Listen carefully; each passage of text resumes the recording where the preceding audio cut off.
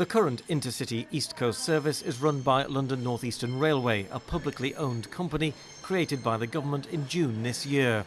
LNER replaced the private firm's Virgin-Stagecoach when they handed back their franchise because of financial difficulties. Virgin was one of a long list of private and public companies to operate on the East Coast Mainline in recent years. Every private firm so far has failed.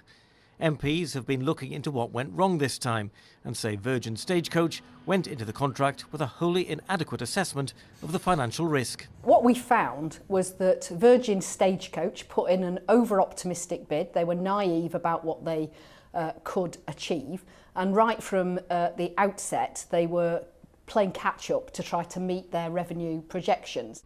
Those projections showed 10% financial growth a year, but in reality it was just 3%.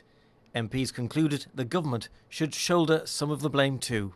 That the Department for Transport failed because they didn't properly assess the bid, they didn't do enough financial scrutiny, they should have challenged Virgin on those assumptions that they were making. The Department for Transport said it carried out a rigorous assessment at the time the Virgin franchise was let in 2015 to ensure that the bid was realistic and in the best interests of taxpayers and passengers. It says the department is continuously improving its risk assessment process to reduce the likelihood of overbidding in future. Staff at this Leeds-based marketing firm use the East Coast Mainline all the time to get to meetings in London. But do they care which company is running the trains? I don't care who's running it, as long as it gets me there on time and I don't have to sit on the floor.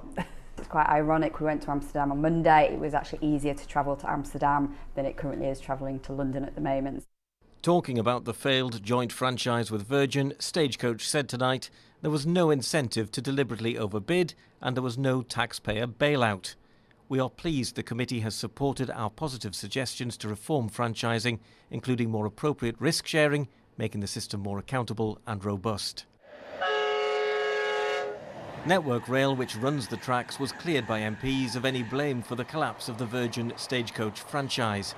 Publicly owned LNER will continue to operate the service on the East Coast before a private firm can be found to take over in 2020. Ian White, BBC Look North, Leeds.